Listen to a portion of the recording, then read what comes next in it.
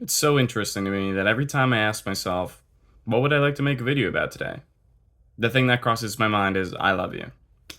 And it's just, I mean, that's the message of so many different philosophies, different religions, is this idea of like, love others and love yourself. And I can't get this idea of unconditional love being the reason why everything happens within the universe and existence itself. It's like it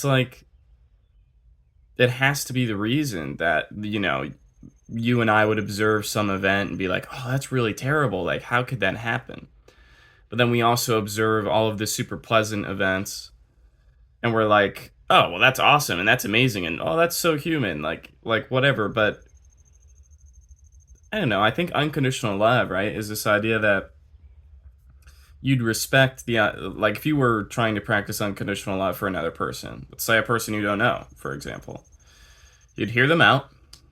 Like say they do an action that you don't really agree with, you'd hear them out, you'd try your best to understand, and then let's say you don't understand, you still would respect that they made the decision that made sense to them, and you would love them for making the decision that they made, even though you don't agree with it personally and it might have affected you negatively or affected someone you care about or affected the world in a way.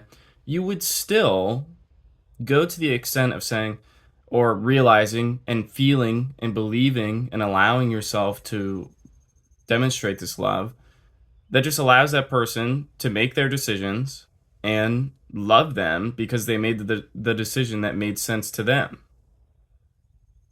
Because so then like you look at everything that happens in our world and it's like, wow, that's some of that is pretty negative and some of it's pretty positive.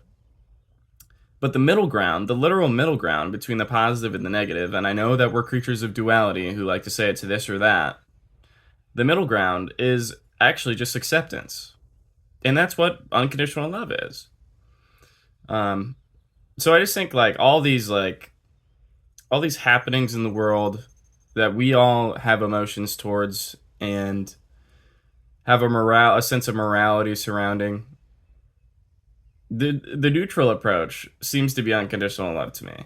It's not even necessarily like, I mean, like it is almost overtly positive, but it also is like allowing for whatever happens or whatever decisions people make to be accepted, which is like almost like I would argue that it's like positive, but it's also just neutral because it doesn't stop someone from doing something that might be more obviously like destructive rather than integrative. Um, so yeah, man, I just think like if all of existence, you can't have all of existence without everything within existence. So like if you add in like 10 variables, right? And four, well, we'll say five are integrating and five are destructive, then you still have this neutral ground somewhere in there. It doesn't really get like a full number. But like these variables must interact and they must come out with all of the different possibilities. I don't know what 10 exponential is, but it would be 10 times 10 times 10 to the 10th time. Um, and that would be like how many different possibilities are going to happen. But you might like, you still, because of that, you're going to have a lot of experiences that seem less preferable or negative or destructive, right? And it's like, I don't know. I just think that unconditional love, that neutral ground that says, okay, but like we're going to allow both of these things, seems to be the nature of the universe. Because it's like, you're born and then you die. And you can be in good health or you can be in bad health. You are young and are producing more.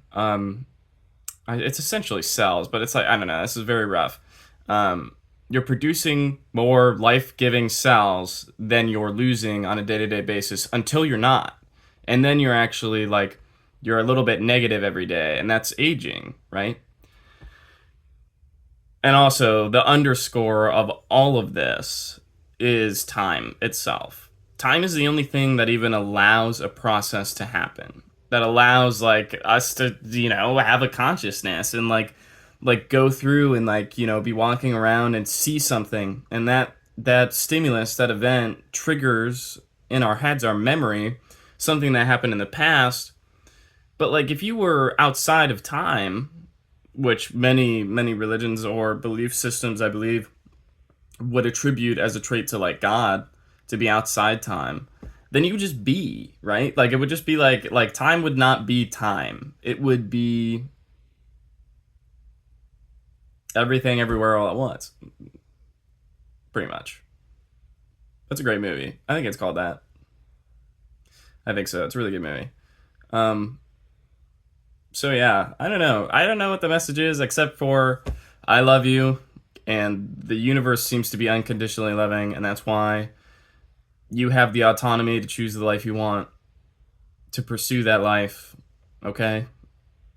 Like like you are one aspect of the universe, okay? One very small aspect, but you're also part of existence. Like existence would not be the same without you. That's the nature of existence. Is it's everything that exists.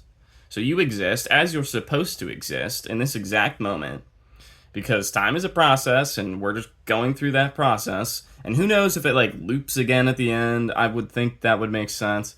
Maybe not playing out the exact same way. Maybe you throw in one more variable, so now you're dealing with 11 variables instead of 10. And that changes the whole game, because then like all the variables can interact in a totally different manner.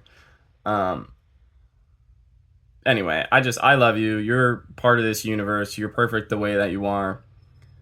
And if you feel otherwise, then you're doing yourself a disservice and putting yourself in a negative mental state, probably for an extended period of like either it. I don't know. It doesn't even matter if it's only for a few minutes, or if it's for days, or for months, or for years. Whatever you identify with, whatever you're like, oh well, I've been suffering for this amount of time, so I guess I'll just keep suffering. Like, is that the sunk time fallacy, right there? Anyway, I love you. The universe loves you. It has to love you because it allows you to have existence within time and like have this process of becoming maybe not who you're meant to become, more like what are you going to do with it, like like you've got all these variables. It's up to you how you choose to react and what actions you'll take, and all that. So I love you, the universe loves you, and it's just up to you whether or not you resist that love, and whether you look at yourself and you're like, I can't believe I am this way, except for the fact that it like literally is your life. And like the sooner you accept that it is your life and that you actually do have autonomy, and that any time that you're like, I can't do this because of this, most of the time that this is something that's outside yourself and you're externalizing your power. So stop doing that. Anyway, I love you. The universe loves you. Please take care, okay?